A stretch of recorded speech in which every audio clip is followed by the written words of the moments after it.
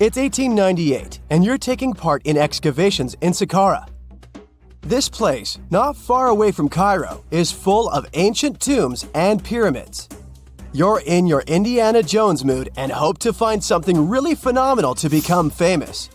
Gold, manuscripts, treasure maps, mummies of famous pharaohs. Wait, a wooden bird? You're really disappointed as it looks like a regular toy. An old one, but still. Little do you know that years later, someone would propose that your bird was actually an ancient monoplane.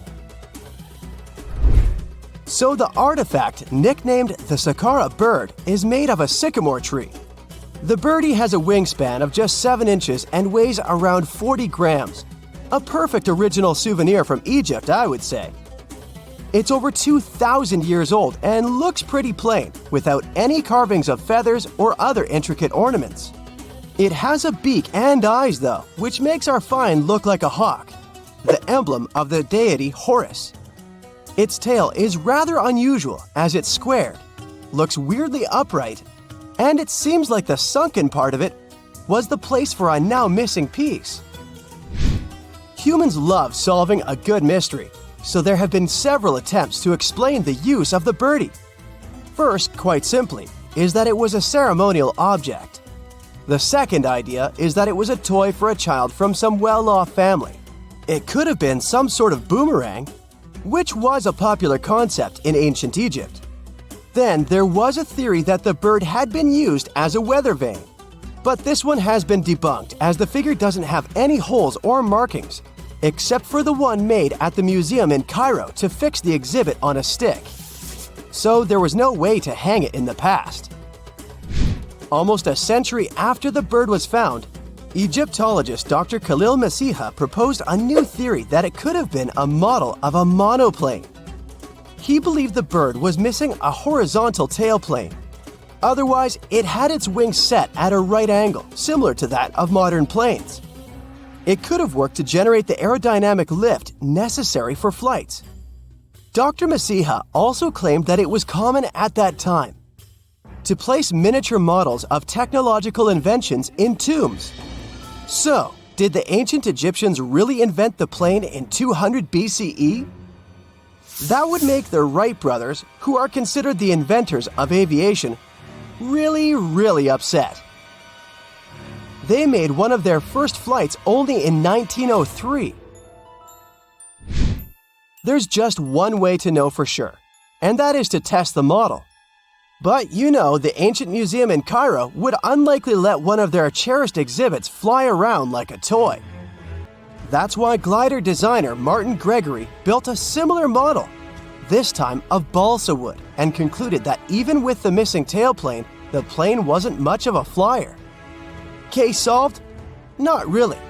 This didn't sound convincing enough to the History Channel, so they invited an aerodynamics expert to build another replica of the bird. He tested it in weather conditions similar to those in Egypt and was impressed with the little plane's abilities. So, if they did invent the prototype of a plane back in the times of pharaohs, it would be a good example of an oupart. That's an out-of-place artifact, an object that's way ahead of its time in terms of technology or history. And the Saqqara bird isn't the only example of such a revolutionary concept. In 1901, a group of divers retrieved the Antikythera mechanism from an underwater shipwreck near the Greek island of Antikythera. It's been dubbed the world's first analog computer, and it's currently dated around 100 BCE. The bronze mechanism could tell the position of the sun, moon, planets, and stars, as well as the lunar phase, the dates of upcoming solar eclipses, and even the speed at which the moon moves through the sky. No one's sure who used it and how or where it was made. But it's obvious that it's extremely precise and way too advanced for its time. The first flushing toilets in the world were invented in the middle of the 20th century. Just kidding. The ancient Minoans on the Mediterranean island of Crete and the Indus Valley civilization both came up with this brilliant invention at the same time, around 4,000 years ago. The plumbing and sanitation were so well done that no one managed to design anything better until 2,000 years later. One ancient Minoan lavatory was discovered at the Palace of Knossos.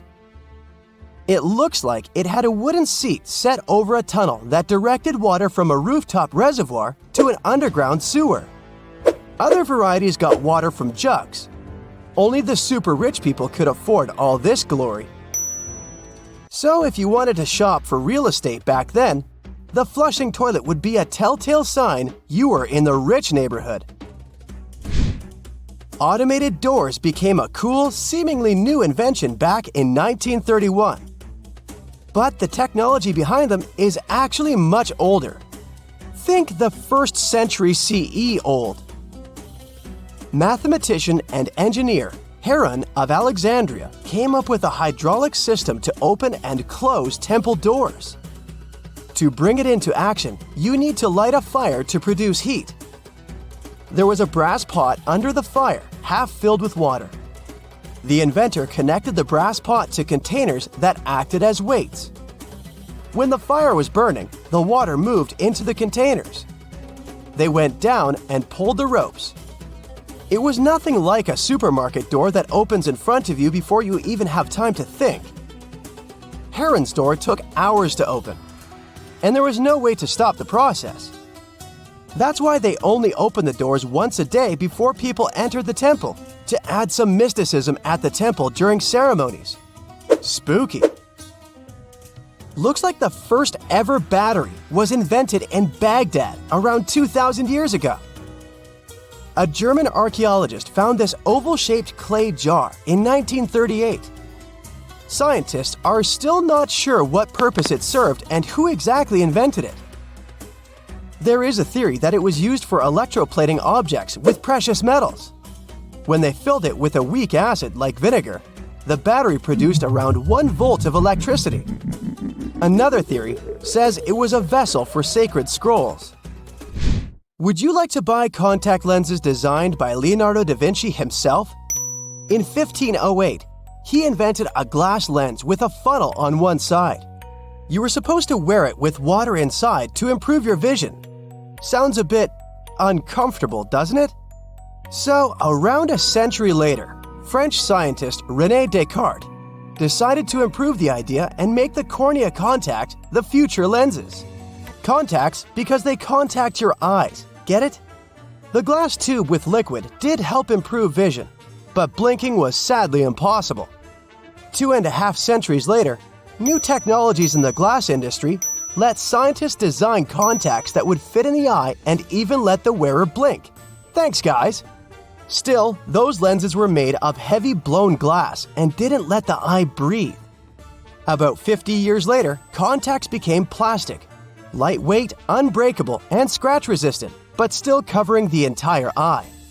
And then, in 1948, an English optical technician accidentally sanded down a plastic lens and figured out they'd still be in place even if they covered only the cornea. Imagine you're living in 19th century London and need to send a message to New York. It would have taken about 10 days to get there by ship.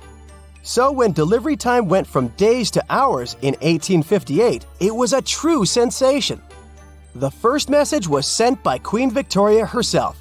It was all made possible thanks to the transatlantic telegraph cable, running under the ocean. Sadly, the new cool invention only lasted a few weeks.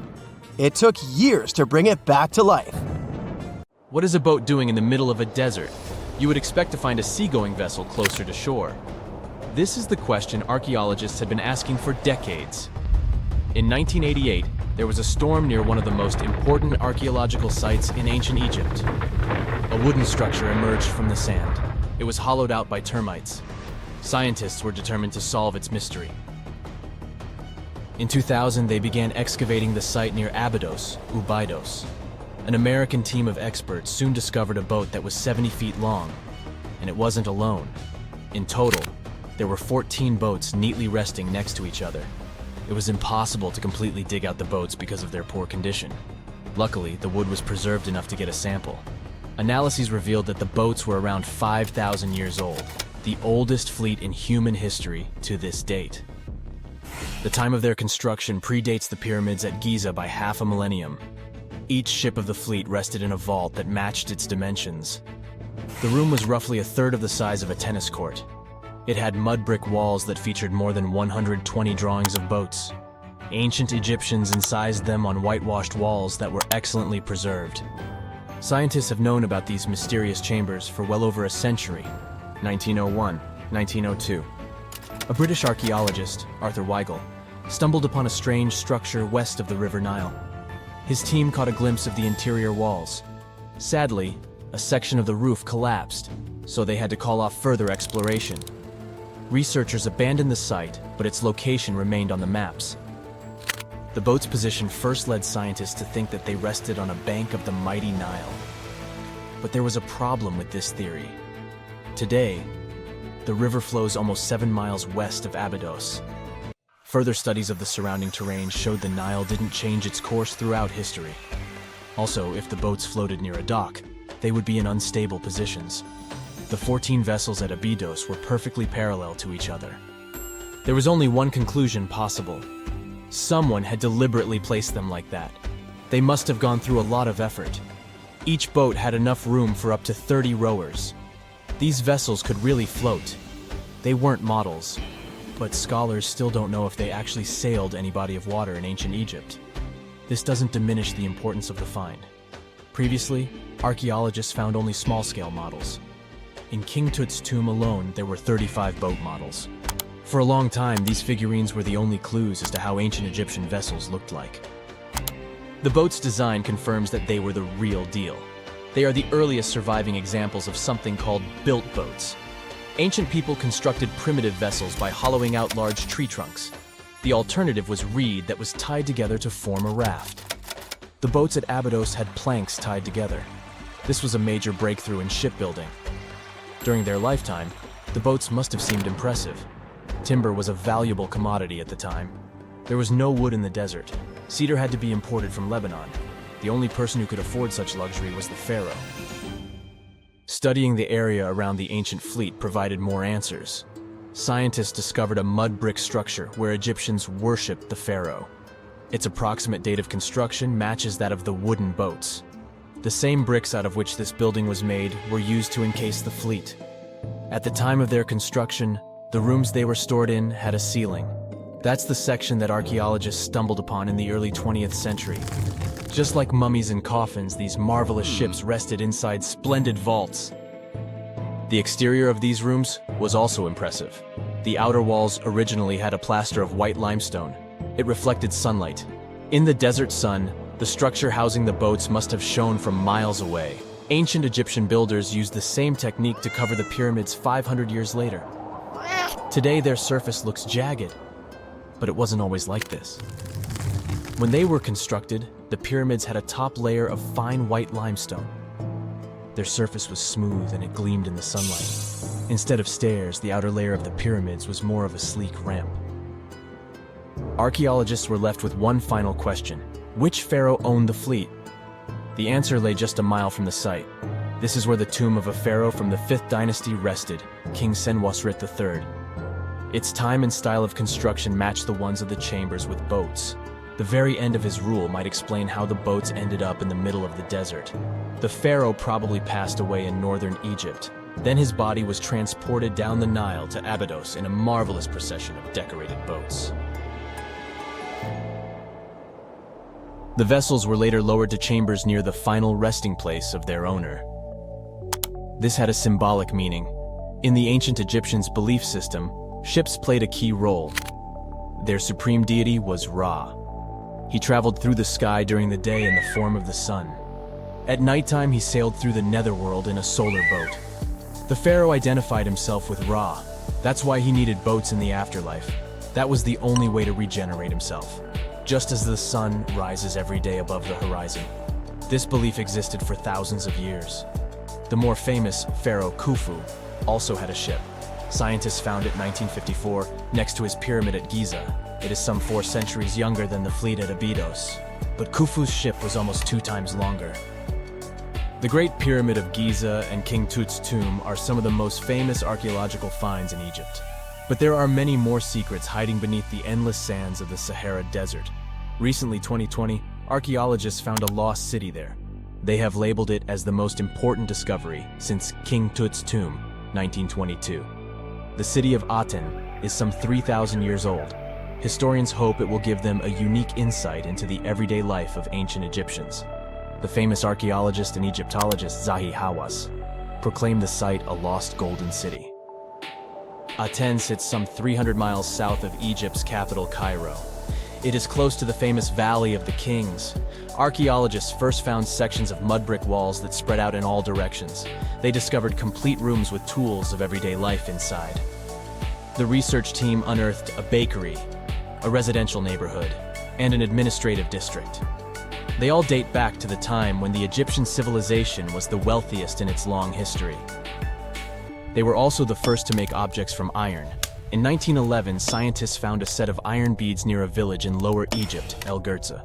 These are the earliest known iron artifacts. The discovery is literally out of this world. Ancient people made them by beating into shape a piece of a meteorite. The 9 beads were once part of an ornate necklace. They are now blackened and corroded, which is perfectly normal for a piece of jewelry that is over 5,000 years old. They consist of an iron-nickel alloy. Researchers were impressed by the skill of ancient jewelers who processed the beads. Their craftsmanship is more impressive when you think that they didn't know the stellar origins of the material. The Great Pyramid of Giza also has a remarkable feature. An international research group investigated the electromagnetic response of the structure to radio waves. They found that the pyramid has the ability to concentrate electromagnetic energy inside it. This occurred inside its chambers as well as under the pyramid's base. It contains an underground, unfinished chamber. It seems that the electromagnetic response is connected with the properties of limestone, the Great Pyramid's main building material. The research results might have a practical application. The way solar cells and nanosensors function could be improved by this remarkable find. Secant, cosine, tangent, sine, 3.14159. Yeah, that was the cheer we heard coming from the trigonometry club back in the day. For the rest of us in math class, terms such as sine, tangent, and pi were just bewildering. Who invented these and why? Was their only purpose to make it harder for students? Well, not quite. Trigonometry was invented by the ancient Egyptians. They needed this knowledge to construct pyramids, and they did a pretty good job too. The Great Pyramid in Giza still stands today, some 4,500 years after it was built. No recalls either.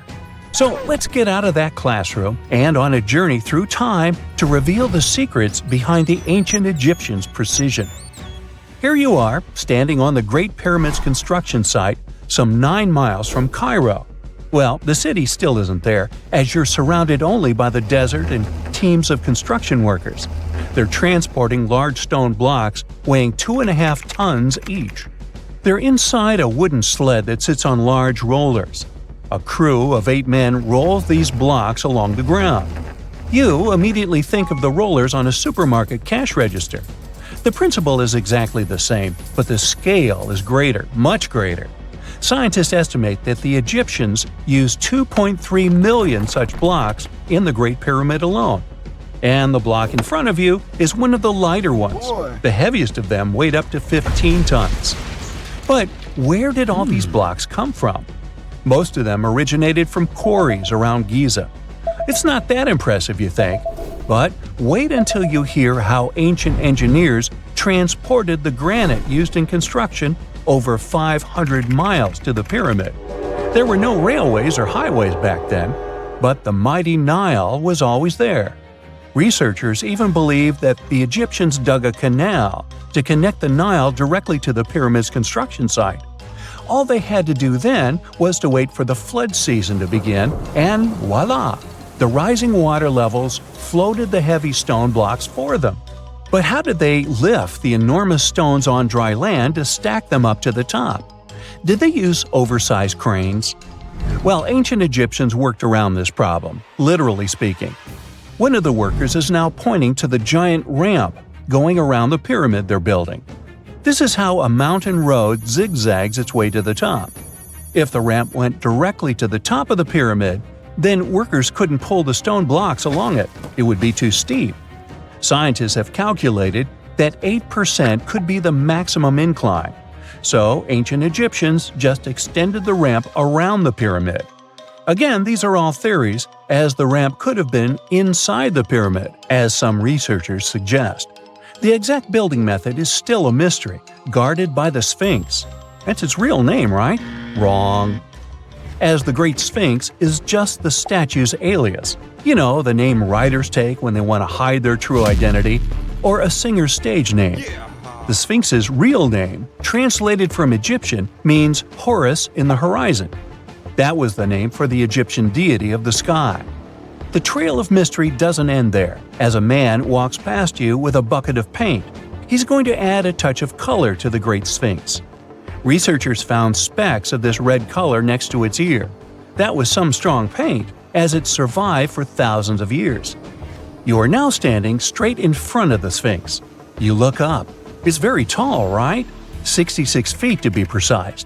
Now resist the urge to take a selfie. You can do it. Now you notice something else. It looks like the Sphinx is in the center of a giant triangle in the back. That's one side of the Great Pyramid. And no, your eyes are not playing tricks on you.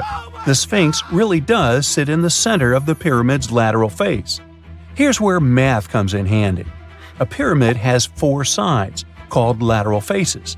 There's also a 5th face, the base, but that's not visible. It's, wait for it, face down. The Sphinx has one last mystery to reveal: its age. Scientists agree that Pharaoh Khafre built the Sphinx.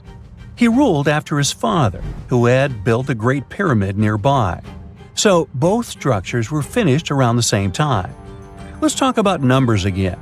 You've heard of Cleopatra, the Egyptian princess described as a woman of great beauty. Hello? She saw the pyramids, but she lived closer to the time of the first iPhone than the time of the people who built the pyramids. Fascinating, right? You can see thousands of people around you. They're working hard to build the pharaoh's tomb. But how many of them are there exactly?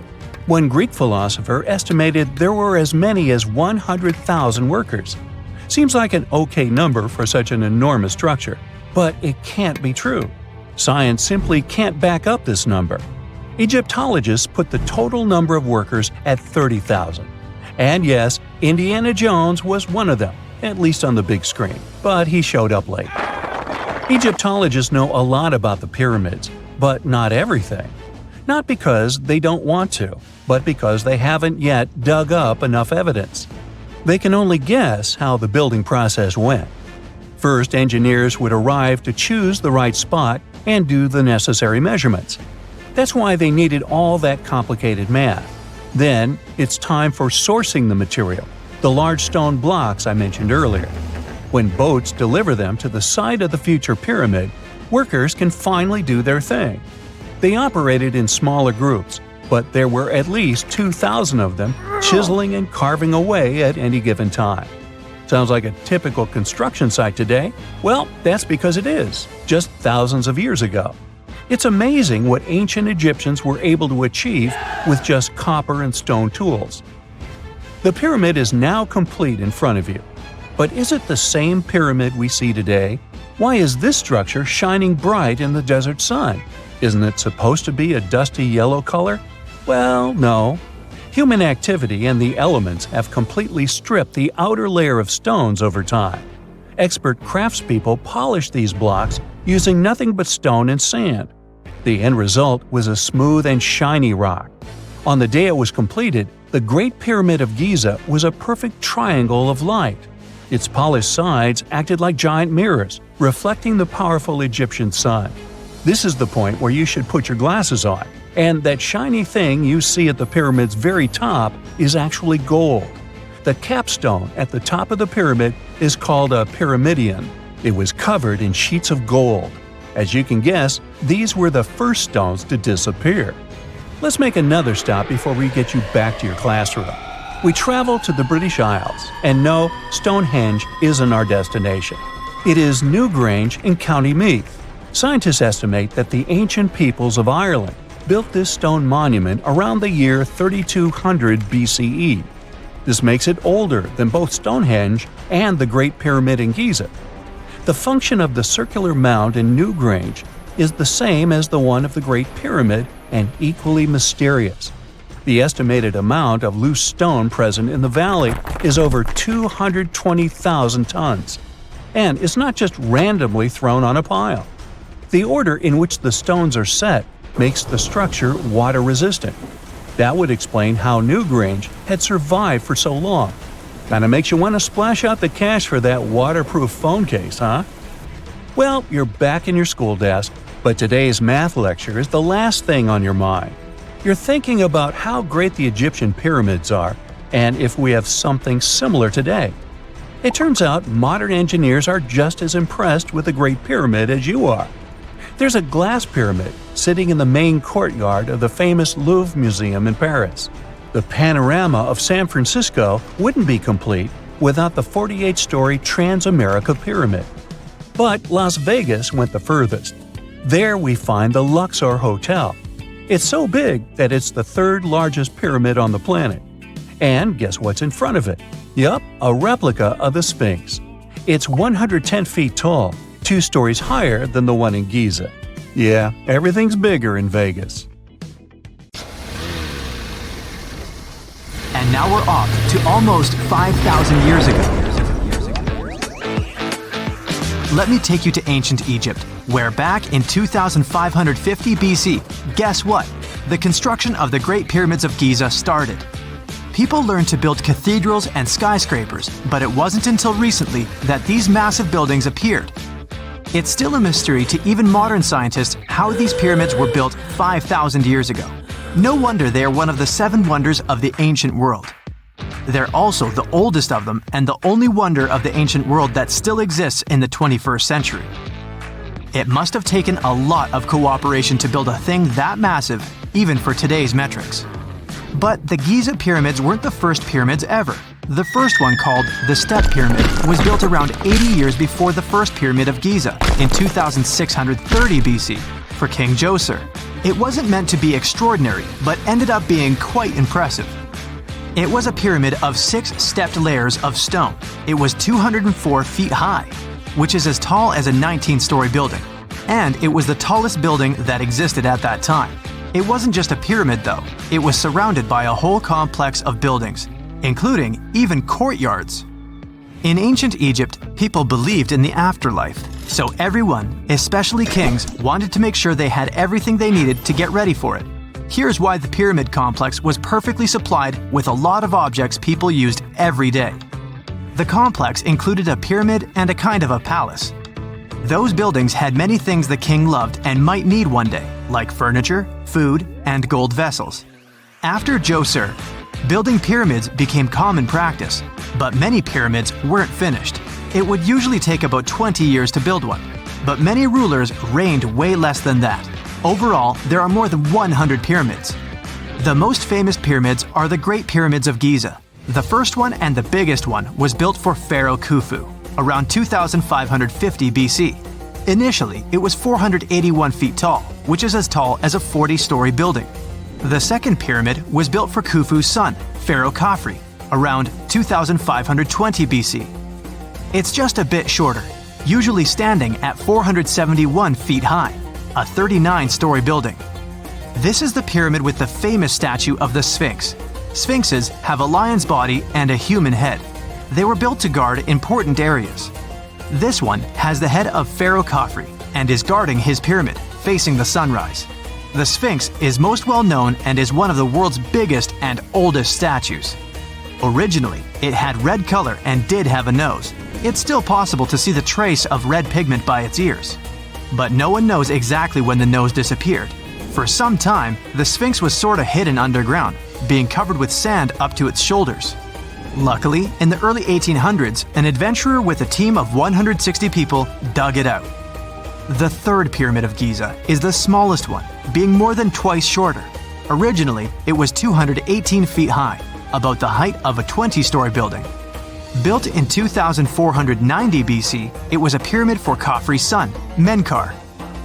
The pyramids are designed to align with the points of the compass, and their sides symbolize the rays of the sun. But back at the time, there were no compasses. Ancient Egyptians figured out the directions themselves, and with amazing precision. To align the pyramids, they used two constellations. Originally, the pyramids were covered in smooth white limestone and had a gold-silver top to reflect the sun. Later, the white limestone was taken from the pyramids by other kings and used for other buildings. Scientists estimated that ancient Egyptians used about 2.3 million stone blocks to build the first pyramid. Each block weighed more than 1 ton. This is the weight of a rhino. Some blocks were even bigger, being almost as heavy as an elephant. 4.5 millennium ago, there was no modern equipment to help build it. There were no machines, no wheels, and even no steel. The only metal available to them was copper. Even today, scientists aren't sure how the Egyptians managed to build the pyramids. There are no records left that would shed light on it. Some even think that Egyptians wanted to keep it as their secret and didn't even record it on purpose. Many believe that poor people and foreigners built the pyramids, but it's not true. Actually, the builders were very skilled workers, and they were fed and paid well. The archaeologists claim that the builders lived in a nearby temporary city and were a highly organized community with a strong leader. Scientists say that around 20,000 people worked on each pyramid complex, and it took about 20 years to build each. It probably was a national project. The construction site was large in resources, and food and essentials were likely to be contributed from all parts of Egypt. Even with all that support, it remains unclear how people managed to cut, transport, and assemble those huge stones. One of the theories suggests the stones were most likely transported on boats down the Nile River. Then, there was a harder part. They had to be moved to the construction site. For that, they probably used wooden sleds. It wasn't very hard to pull them because the sand mixed with the right amount of water was pretty slick. And 10 people could move a sled even with a rock weighing 1 ton pretty easily. Finally, one last problem. The stones had to be lifted and put into place. Archaeologists have discovered the remains of the ramps system that dates back to when the pyramids were built. Most likely, the Egyptians designed a unique system to move and pull huge stone blocks, but no one knows what it looked like exactly. The most common opinion is that there were several ramps around the pyramid to help move the blocks. The ramp was growing with the pyramid getting higher. They suppose people were walking up the stairs, pulling the stone on the wooden sled up in the middle on the sandy ramp. But this is just one of the options. Others say that the ramps were going around the pyramid. Some say the ramps were inside the pyramid. But we'll never know for sure, and it'll forever remain a mystery, just like the ancient Egyptians wanted. Surprisingly, there's not much inside the pyramids. Most of it is just solid stone with very little open space. But let's take a quick look inside the biggest of the pyramids of Giza.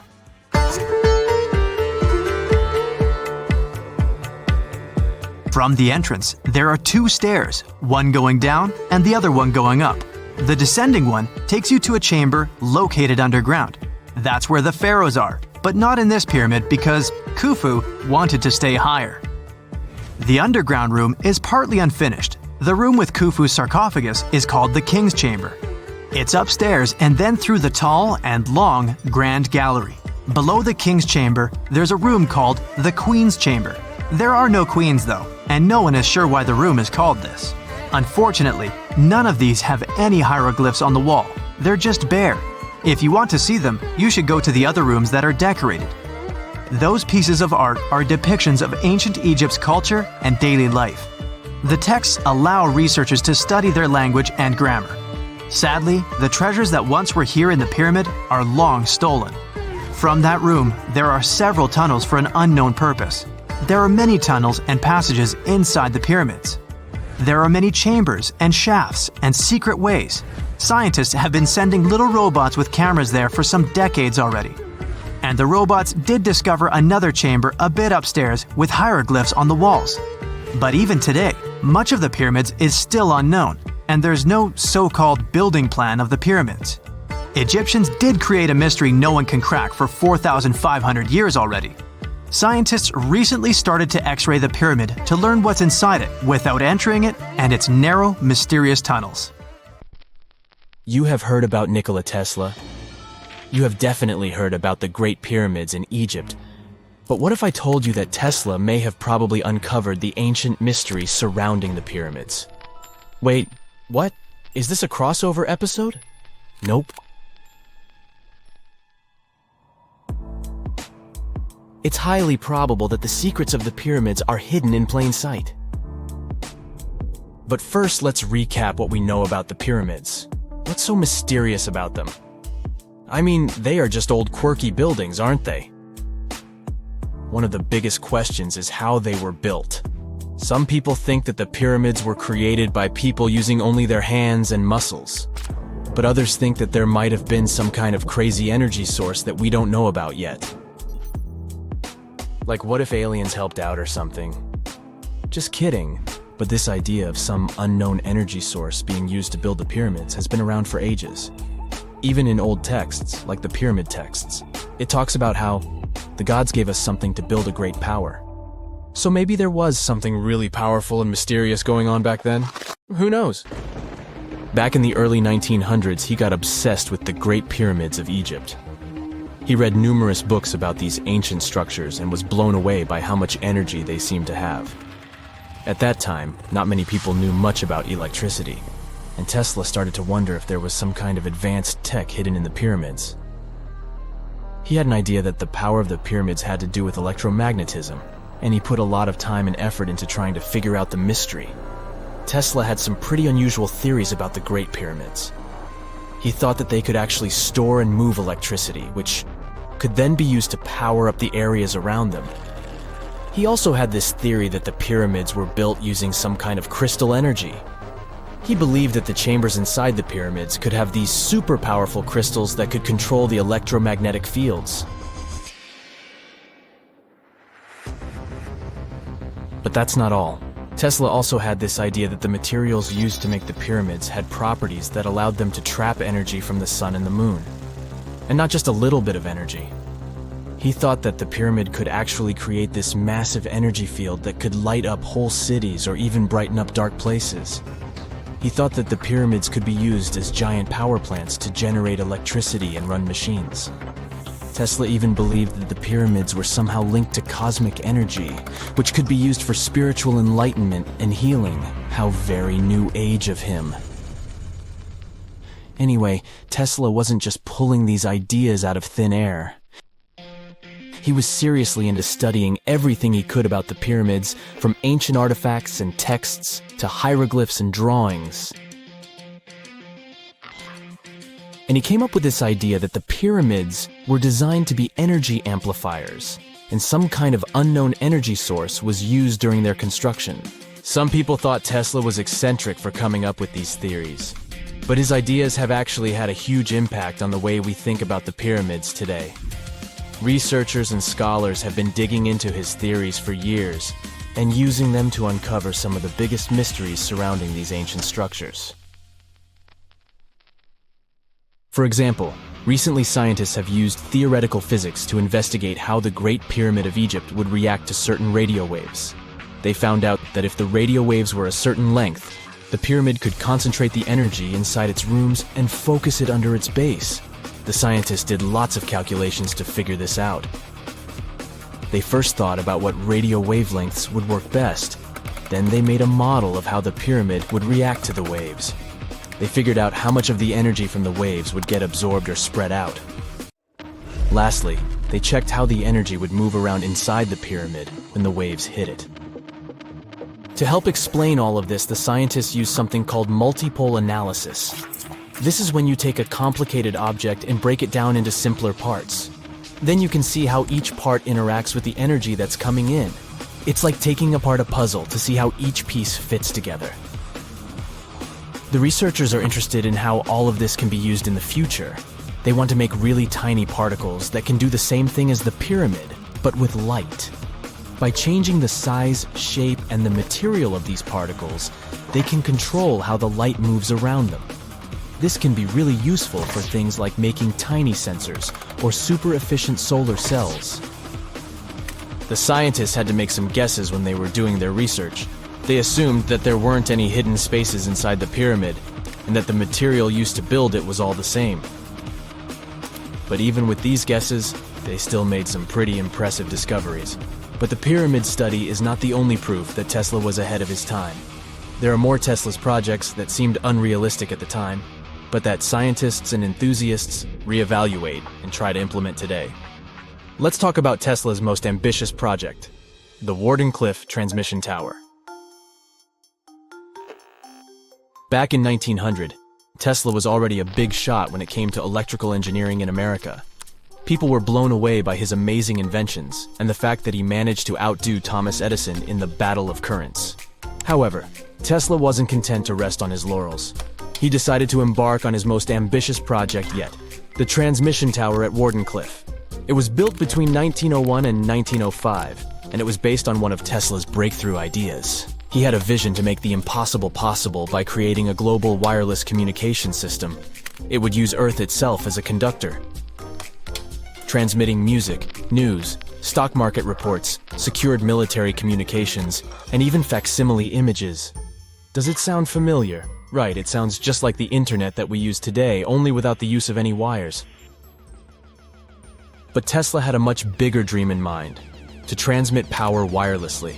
He already proved that high-frequency signals could be sent without any wires using his Tesla coil transformers, and this sparked his obsession with wireless energy transmission. His vision was to not only transform the way we communicate, but also to find a way to transfer power currents globally by tapping into the Earth's natural energy. Tesla believed that there was an abundance of free energy all around us that could be used for humanity's benefit. In 1899, he conducted some top-secret experiments and got convinced that it was possible to transmit electrical power through the Earth's upper atmosphere. This is actually how the Wardenclyffe Tower was created. It was supposed to be the prototype station for a network of towers all over the globe that would provide the whole world with wireless energy. Unfortunately, Tesla didn't have the resources or the patience of his investors to bring this project to fruition. It ran into all sorts of financial problems and roadblocks, and in 1917, the unfinished tower was finally torn down for scrap metal to pay off Tesla's mounting debts. Now it remains a sad reminder that even the greatest minds can sometimes fall short of their dreams. The original red brick laboratory, however, is still there, and it is the only Tesla lab that has survived. Fun fact, in 2017, a film crew made a crazy discovery. They used ground-penetrating radar to explore the area around Wardenclyffe, and they found a whole series of tunnels stretching for hundreds of feet underneath the site. Nobody knows exactly what these tunnels were used for, but people have been speculating for years that they were part of Tesla's grand plan. Wardenclyffe, of course, is a major landmark for Tesla enthusiasts from all over the world. Who knows? Maybe someone will finally crack the mystery of the tunnels one day. But even if they don't, the legacy of Tesla and his amazing ideas lives on. Egyptologists have been digging around every inch of the Great Pyramid for ages. Yet somehow, they overlooked this stunning pink granite bathtub buried a few miles next to it. And here's the deal. This mysterious oval tube lying next to the Khufu pyramid for years may provide evidence that the Egyptians built the pyramids not only for monumental purposes, but also to generate electricity, experimenting with it long before Alessandro Volta and Thomas Edison. The Giza Plateau is famous for its three pyramids, Khufu, Khafre, and Menkaure. But there are also two smaller foundations next to them, the unfinished North Pyramid of Zayat el-Aryan and the Layer Pyramid.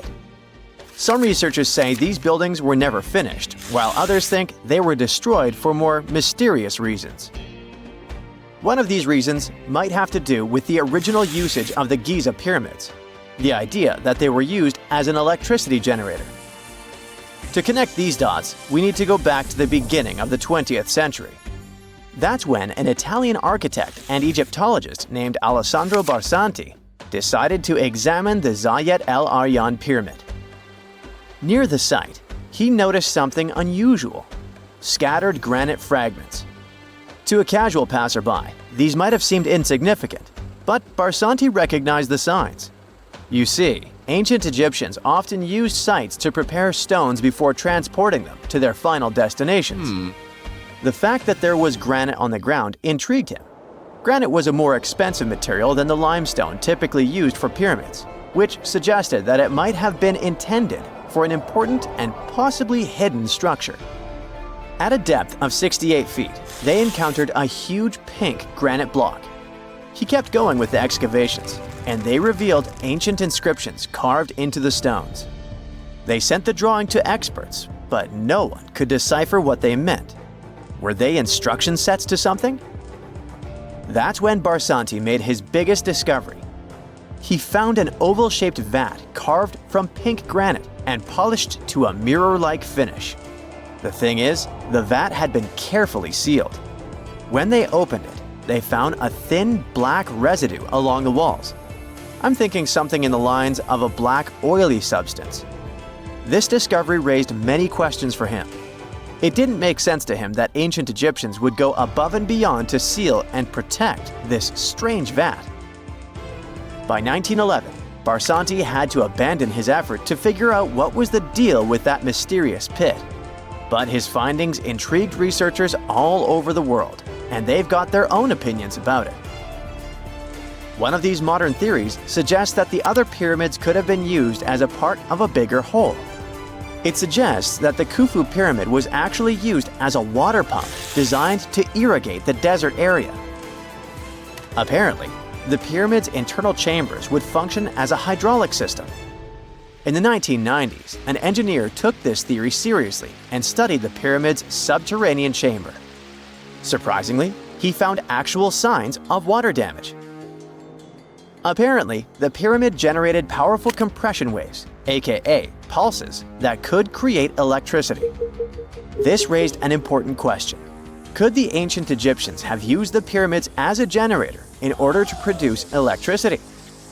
On paper, that was proven to be possible, but hey, agreeing on the original use of the pyramids is probably one of the most difficult things in the world. So, we're still not 100% sure about this. Apart from that, Egypt is a playground for important discoveries regarding humanity's past. I mean, scientists have just discovered what looks like a cosmic command center, similar to that room from the Doctor Strange movies. They discovered an L-shaped astronomical observatory, measuring around 9,000 square feet, dating back to the 6th century BCE. Definitely the first and largest of its kind from that era. The mud brick structure housed tools used for calculating dates related to ancient Egyptian rites, royal coronations, and agricultural plans. This observatory is located in the archaeological site known as the Temple of Phuto, just 50 miles east of Alexandria. It's pretty impressive. The structure was designed so that you'd get inside the room through an east-facing entrance. This way, you'd get to see the sunrise. Once inside, you'd find a pretty huge shadow clock, used to tell time by tracking the movement of shadows inside the room. This variant of a sundial clock was nearly 16 feet long. That was quite an exciting discovery. Another interesting one was that scientists and Egyptologists have discovered the first ever pregnant mummy. Now, even if we know quite a lot about mummification processes, we keep making discoveries that open new doors into the lives of ancient Egyptians. It took so long for someone to find out this mummy was expecting at the time she was embalmed because she was placed in a male's coffin. More specifically, a male priest. Historians say that during the 19th century, a lot of traders mixed coffins up in order to sell them. Yes, that means they opened them and switched mummies to please their buyers. It was a complete surprise because they were hoping to study more about ancient health issues when they opened this coffin up. But they had another special research on their hands: prenatal practices in ancient Egypt. This mummified woman who lived about 2,000 years ago was from 20 to 30 years old when she passed away. She was found in Thebes, and her remains were incredibly well preserved. You see, mummification recipes varied across Egypt. In this woman's case, researchers could tell she was a member of the high society since she was buried with special amulets. But since mummification methodologies differed so much between cities and time periods, they still have to dig further to understand why she was embalmed along with her baby.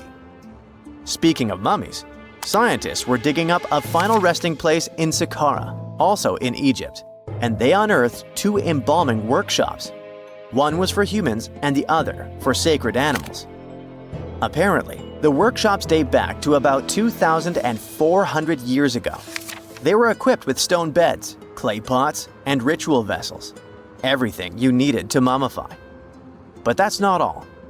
Archaeologists also stumbled upon cheese stored in jars behind tombs that were over 3,000 years old. Yep, cheese. This shows that the ancient Egyptians were pretty savvy when it came to preserving food, too. They knew how to store stuff for the long haul, not just the mummies. It really shows how they applied their preservation skills to both food and bodies, giving us a glimpse into their impressive technological know-how. Scientists have also found one of Egypt's oldest complete mummies, and to their surprise, it was completely covered in gold. You see, Egyptian mummies covered in gold are already a rare thing, but they weren't expecting it to be the oldest one ever found. The mummy was quite well preserved, and they could identify that it was the remains of a wealthy man called Hekashepes. Many symbols show that he was important and wealthy, like the band he wore on his head and the bracelet on his chest. He was also dressed in a tunic wrapped with a belt, which was a way to preserve the good appearance of a person after they passed away. To reveal it, they had to open the final resting place with mortar. Basically, it was like they were opening a time machine, just as the ancient Egyptians did 4,300 years ago. If you think about it, it's almost like entering a time capsule. Enough about mummies. Scientists also found something very exciting hovering above the pyramids. They had to use a fancy top-notch radar known as LARIT, aka Low Altitude Long Range Ionospheric Radar, which can see these invisible waves far away into the sky. LARIT helped them discover giant plasma bubbles floating in the air above the pyramids. These bubbles are called plasma bubbles, and they wreak havoc on modern technologies. I mean, they can disrupt GPS and phone signals for hundreds of kilometers in diameter from where they're located. These bubbles are massive, sometimes as big as cities, and they're caused by the sudden depletion of charged particles in the ionosphere. So, instead of spreading out evenly throughout the ionosphere, they stick together in this wave-like form. This was a pretty important discovery because it can help scientists understand how to prevent these waves from messing with our technology.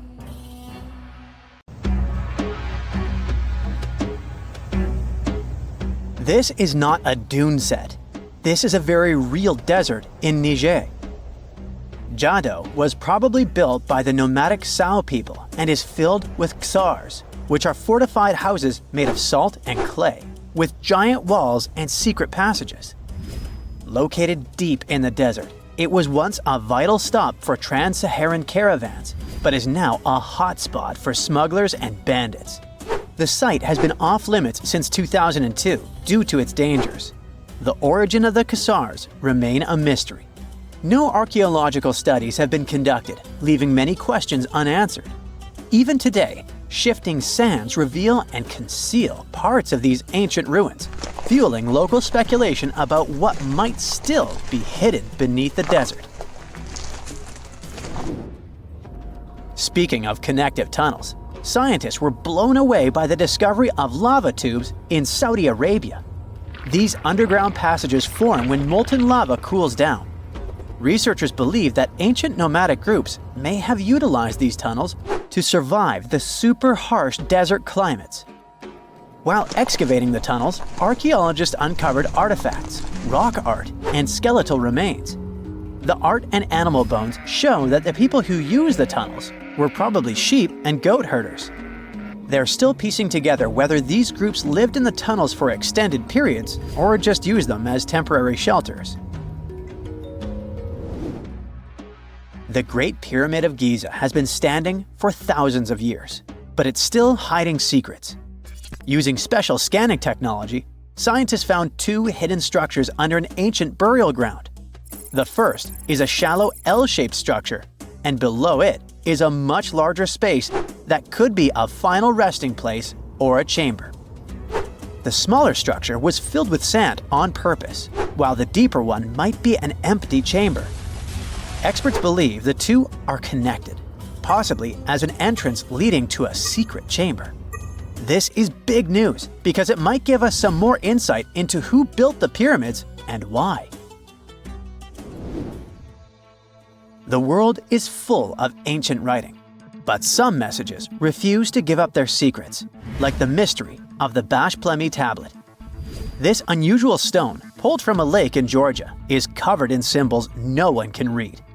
Even with modern technology, experts are completely stumped.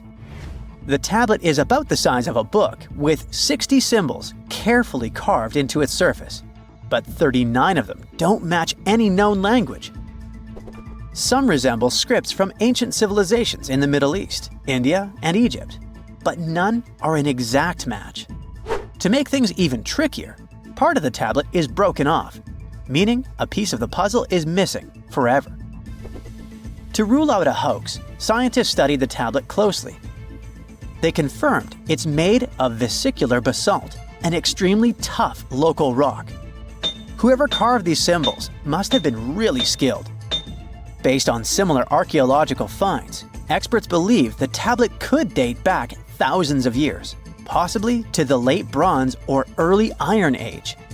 Some symbols repeat, which could mean they're numbers. Maybe it's an inventory list, a record of battles, or even an offering to the deities. Until someone cracks the code, the Bashplemi tablet remains an unsolved mystery from the depths of history. Experts are still stumped with what this Minoan disc might mean. The Phaistos disc is one of the most mysterious finds from the Minoan civilization. This 6-inch clay object, discovered in 1908, has strange spiral markings that no one has fully decoded yet. The disc has 241 symbols on both sides, showing everything from people and animals to tools and plants. Experts have come up with many theories about what the symbols mean. Some think it's an early form of Greek. Others suggest it's a prayer or a hymn. And some even believe it could be a letter from a king in Anatolia to a Greek ruler. Let's see who will be the first to figure this out. It's always a fun day at an archaeologist's office when they find something as big as a 2,000-year-old marble head. A French archaeologist mission went digging inside an old medieval house near Alexandria in Egypt and found a statue's head depicting an old, possibly ill man. This statue dates from the last Egyptian dynasty before it became part of the Roman Empire, and the site where it was found is associated with the likes of Cleopatra and Mark Antony. For archaeologists, even the smallest finds at this site means a lot. You've heard of Lucy, right? The Australopithecus that was an early ancestor for us humans. Well, scientists found some of her species' footprints somewhere in Tanzania. The so-called Laetoli footprints are over 3 million years old. The trail stretched 88 feet and has about 70 footprints, left behind when a bunch of early humans walked across some wet volcanic ash. What's cool is that these early humans were already walking on 2 feet, like us, not all hunched over like apes. The close spacing of the prints shows they probably had short legs and a shorter stride than we do today. In an ancient Egyptian temple, archaeologists uncovered a shrine unlike any other, a place dedicated to falcons and 2 mysterious deities. One deity had a falcon's head, while the other wore a crown with a sun disk and cow horns. But the most baffling discovery was an inscription that read, "It is improper to boil a head in here." At the heart of the shrine, there are 15 headless falcons carefully arranged on a pedestal, likely as offerings to the falcon-headed deity. One theory suggests the birds were boiled first, perhaps to pluck their feathers, before being placed in the shrine, following the strange rule carved into stone. Archaeologists also found a 13-inch iron harpoon nearby. Its true purpose remains unknown, although the shrine also held remains of fish, mammals, and bird eggs, suggesting that the rituals may have included feasting. And speaking of ancient Egypt, Meet Hathor. Scientists named her after the ancient Egyptian deity of motherhood, music, and singing.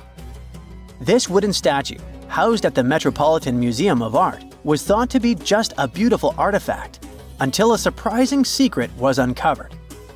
Using an X-ray machine, experts found a mechanical operating system inside it, with pulleys and axles connecting her shoulder to her left leg. When activated, the system made her hand raise and lower, an engineering marvel from over 3,000 years ago. The statue was created during Egypt's Middle Kingdom, around 1800 BCE, and is often compared to 19th century automata due to its advanced design. It's believed the statue was used in religious ceremonies, symbolizing Hathor's role in dance and music. An unexpected discovery happened in northern Kuwait, where a Kuwaiti-Polish team uncovered a mysterious 7,500-year-old statue. The statue features an elongated skull, no mouth, narrow eyes, and a flattened nose. This feature is thought to be an Ophidian figurine, named after the Greek word for snake, and it was likely made by the Ubaid culture, a civilization known for their pottery skills. While no one knows exactly what role this weird statue played, it might have been linked to rituals or symbolic practices. Some scientists think these figurines, found in homes or final resting places, were tied to important cultural beliefs.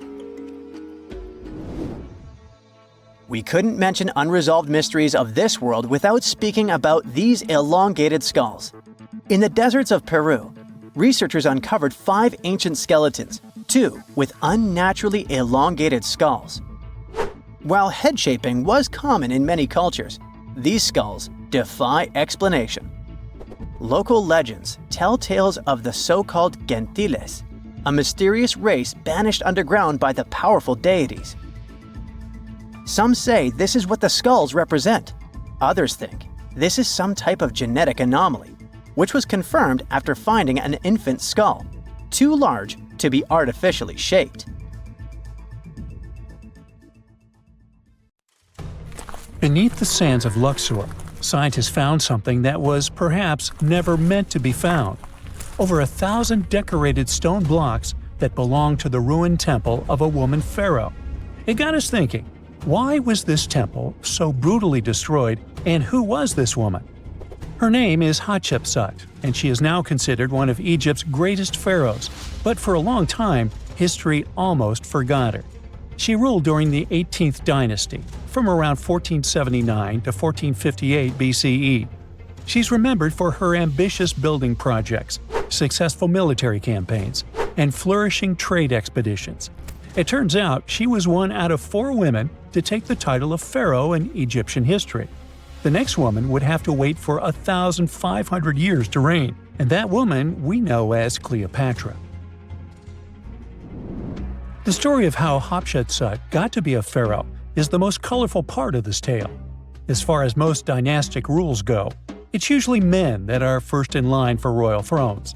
In Egypt, that was the same. That's why, when Pharaoh Thutmose I had a daughter as his firstborn, that was a big no-no as far as his succession line went. A few years later, Pharaoh Thutmose I passes away. The crown passed to Thutmose II, who ruled briefly, only to leave the throne to his infant son, Thutmose III.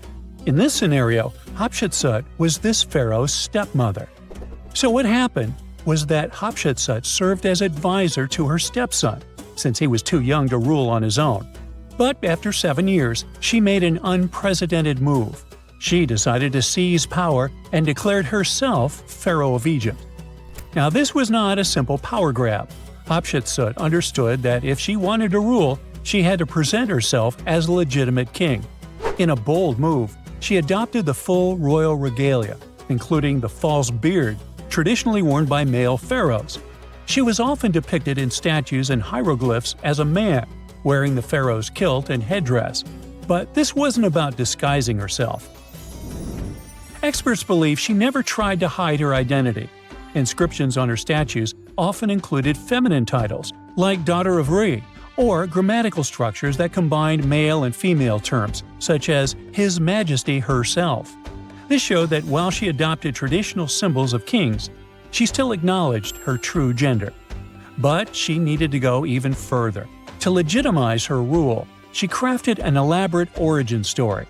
She claimed that the deity Amun himself had visited her mother in the form of her father, Thutmose I, and that she was his divine daughter. Now, this was no small claim, since pharaohs were seen as deities on earth. By aligning herself with Amun, she strengthened her right to the throne. In temple carvings, she depicted this divine birth with Amun, presenting her as his rightful heir. These narratives weren't just mythology, they were tools, ensuring her position remained unchallenged. Hatshepsut also took a new name, Ma'at Kari, which translates roughly to "truth is the soul of the sun god." The word Ma'at was central to Egyptian beliefs. It represented order, justice, and divine balance. Pharaohs were expected to uphold Ma'at to ensure Egypt's stability. By calling herself Ma'at Kari, Hatshepsut was likely reinforcing that she was a legitimate and rightful ruler. Her reign was truly great. She led Egypt into an era of peace and prosperity, launching massive building projects and restoring temples across the kingdom. Her most famous achievement was the construction of her temple at Deir el-Bahari, a pretty impressive architectural masterpiece carved into the cliffs of Luxor. Hatshepsut initiated one of the most ambitious construction projects in ancient Egyptian history, commissioning monuments, temples, and obelisks to immortalize her reign. It's argued that she continued with the construction of the Avenue of the Sphinxes, a grand road lined with statues leading to the Karnak Temple. For many, her shining architectural achievement was the towering obelisk she had carved from single pieces of granite. One of these, weighing over 320 tons, still stands today. Now, beyond building, she expanded Egypt's influence through trade. She sent an expedition to the mysterious land of Punt, believed to be modern-day Somalia or Eritrea, bringing back riches like gold, ivory, and exotic animals. Her fleet of ships sailing the Red Sea marked the first recorded trade mission of its kind, establishing economic ties that would benefit Egypt for generations. Yet, for all of her success, something strange happened after Hatshepsut passed away. Her successor, aka her stepson Thutmose III, who had been overshadowed by her rule, took a drastic step. He ordered her name to be erased from history. Her statues were defaced, her inscriptions chiseled away, and her achievements credited to other rulers. It was as if she had never existed. Some believe Thutmose III wanted to reclaim his rightful place as pharaoh, while others suggest that later rulers, uncomfortable with the idea of a female pharaoh, sought to restore traditional male dominance. The story gets even more tragic. The power struggle between stepmother and stepson continues, since, even after her passing away, Thutmose III built his own temple right next to Hatshepsut's at the Valley of the Kings. But he built his temple with one deliberate modification. His monument was built 11 feet higher than hers. Mind you that this was no accident, it was a symbolic statement. He wanted to overshadow her legacy. But history had other plans. Hatshepsut's legacy started to be rediscovered in the 19th century, and it was only through careful archaeological investigation that her reign was properly recognized. Today, Hatshepsut is remembered as one of Egypt's greatest pharaohs. Her reign, once erased, has been reconstructed through constant archaeological discoveries, proving that her power and influence could not be so easily forgotten. Her resting place had been hidden in plain sight, her body removed from its original chamber in an effort to erase her from history. This final piece of evidence cemented her legacy, proving that even attempts to erase a pharaoh could not really do it. Hatshepsut's grand temple, Djeser-Djeseru, was a stunning architectural feat, designed to immortalize her reign and solidify her divine connection to Amun. But after her death, her successor, Thutmose III, launched that calculated effort to erase her legacy, and parts of her temple were dismantled. Historians still debate why. Was it a dynastic power move, an attempt to restore traditional male rule, or a bid to strengthen Thutmose III's claim to the throne? Maybe he was just a jerk. Whatever the reason, the destruction wasn't immediate. It happened decades after her death. suggesting it might not have been a personal revenge but a broader political strategy. Yet, despite these efforts, her temple endures, and so does her story, a defiant echo of Egypt's first great female pharaoh. Let's travel through space and time to another place. Dashur, Egypt, is known to be home to several resting places of people from ancient Egypt. In the year 2017, scientists uncovered a long-lost pyramid. They quickly called the Ministry of Tourism and Antiquities because they suspected it was going to be a big deal. Unlike most pyramids that were found in the area, this one was completely sealed. Lifting the capstone was a delicate process. When they finally managed to open the pyramid, they expected to find an undisturbed chamber. Instead, it was chaos. The place had been looted, and the personal items of the person that had passed away were scattered all over. But in the middle of the wreckage, they found a chest. Using the latest scanning technology, they managed to read the damaged hieroglyphs on its surface. What they found was unbelievable. The name inscribed there was as clear as day: Princess Hatshepsut. Ooh. The discovery made in 2017 also opened up a lot of questions. After further analysis, scientists discovered the remains belonged to another Hatshepsut. It belonged to a princess that lived during Egypt's 13th dynasty. The fact that a resting place had been looted before it was sealed made scientists wonder, were these ancient people trying to hide something about this public figure? And why is there almost no record about her in ancient Egyptian history? Ooh, stay tuned. Scientists have discovered a never-before-seen pyramid immersed in the sands of Judea. After a little digging, they discovered that it held treasures that had been untouched for over 2 millennia and historical secrets that we can only now access. At the Zohar Fortress site, 2,600 feet above the Dead Sea, archaeologists were searching for manuscripts that would provide new information about the history of the site. The excavation was originally part of a long-standing campaign launched by the authorities.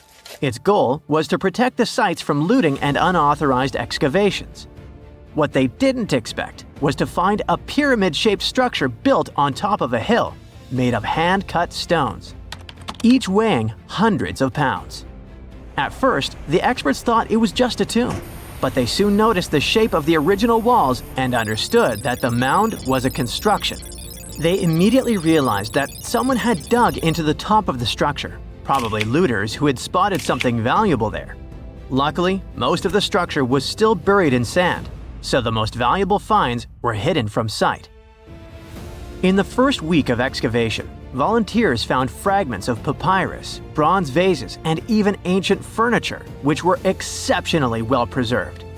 The desert climate had been a great ally in preserving those artifacts over the millennia. With little humidity in the air, mold cannot form, so organic materials such as wood and fibers are protected from cracking and deformation.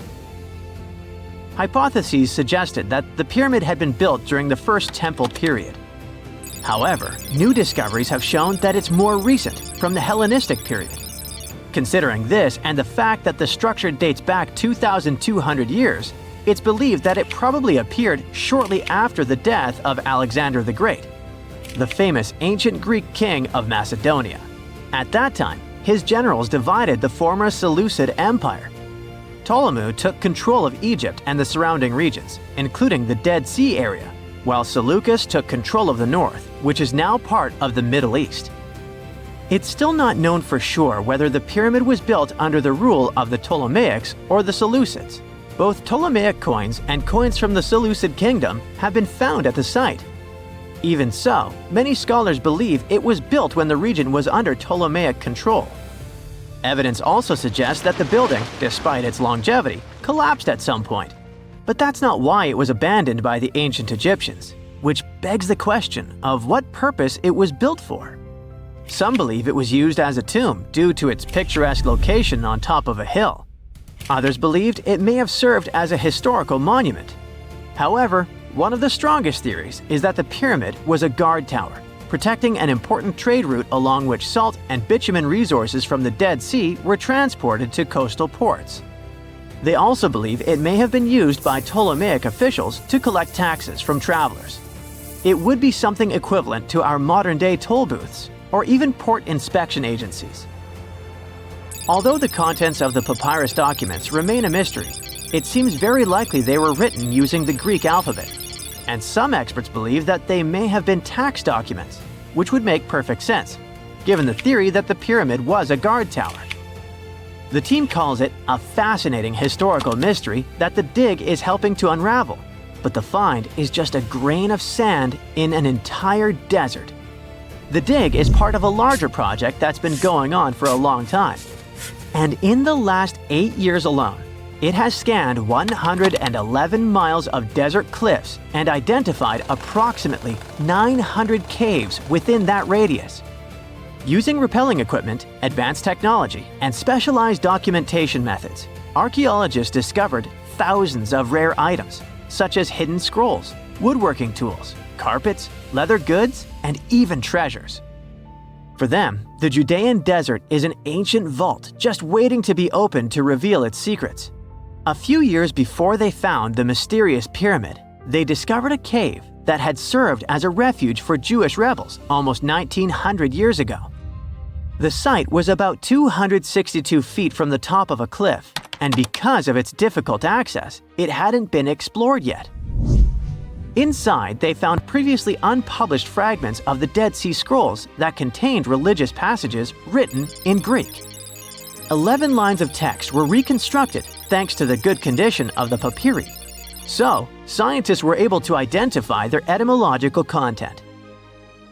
Probably the best thing, there was no problem with preservation. Thanks to the dry and hot conditions of the desert, the artifacts were in impeccable condition.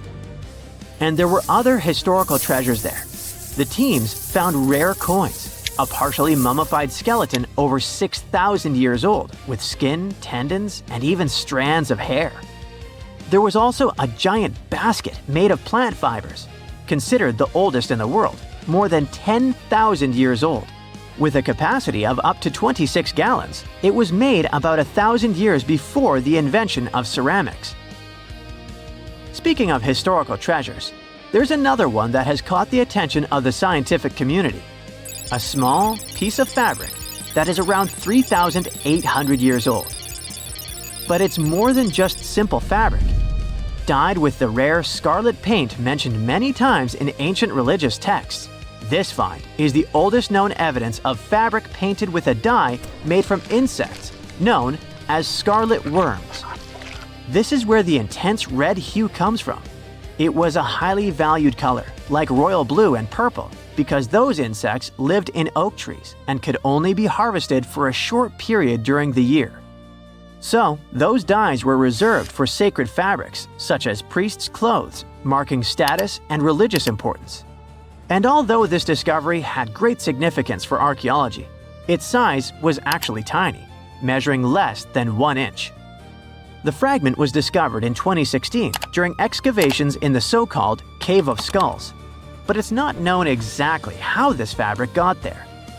According to experts, it's evidence that people knew how to dye wool fibers already 3,800 years ago or so.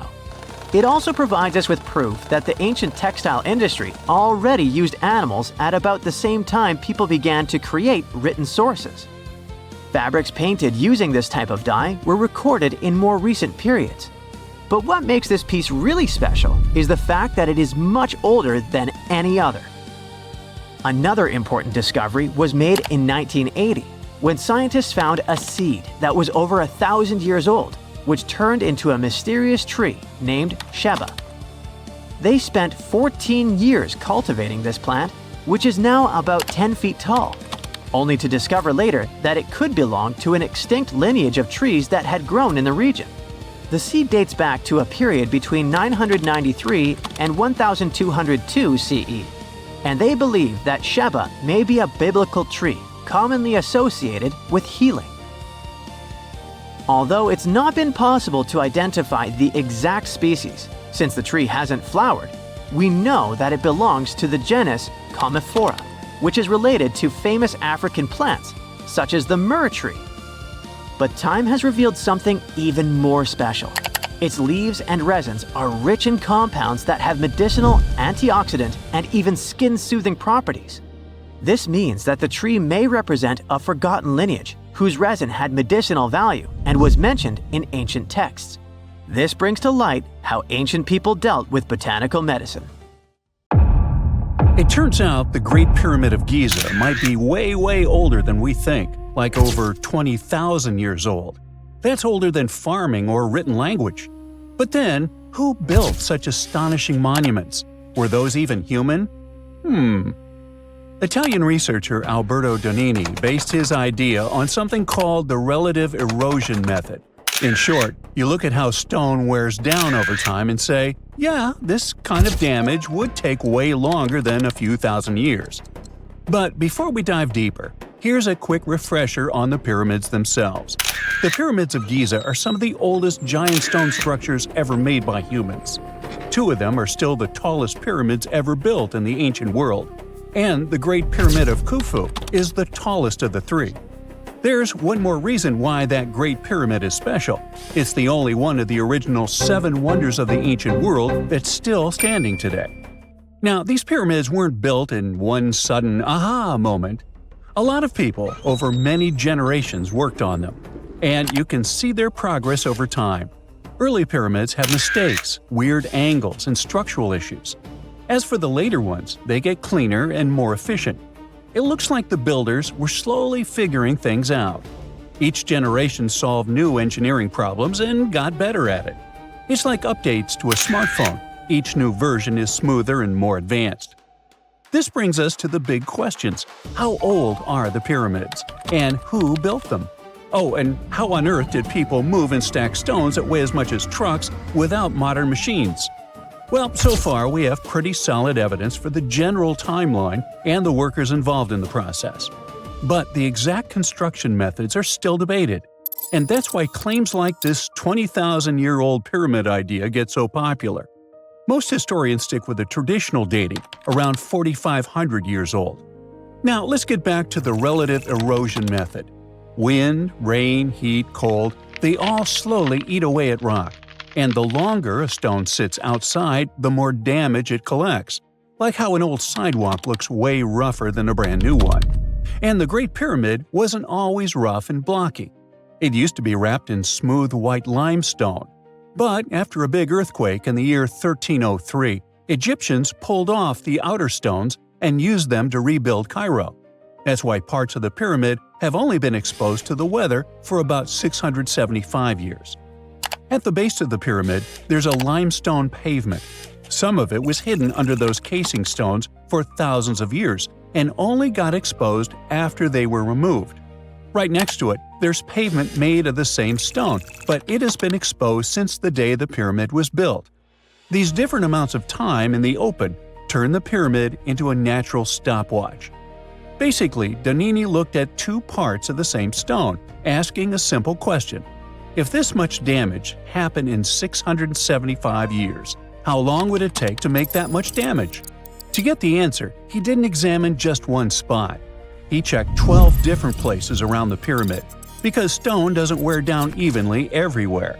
Some areas get more wind, others are exposed to more sun, and some may have tiny cracks that speed things up. Because of that, the numbers he got were very different. Some spots made the pyramid seem pretty young. Other spots made it seem crazy old. So instead of picking one number, he averaged them all together. And when he did that, the average came out to around 25,000 years old. If that estimate is even a bit close, it would mean the pyramid was built way earlier than we think, somewhere around 2300 BCE. Now, Donini doesn't claim this is an exact date.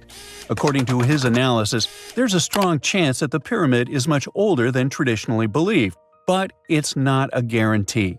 So, it's no wonder that a lot of experts strongly disagree with this theory, which makes it controversial. Now, that's a great thing about science. It's based on facts, not whatever is popular at the time. But let's sneak a peek inside these mysterious ancient pyramids.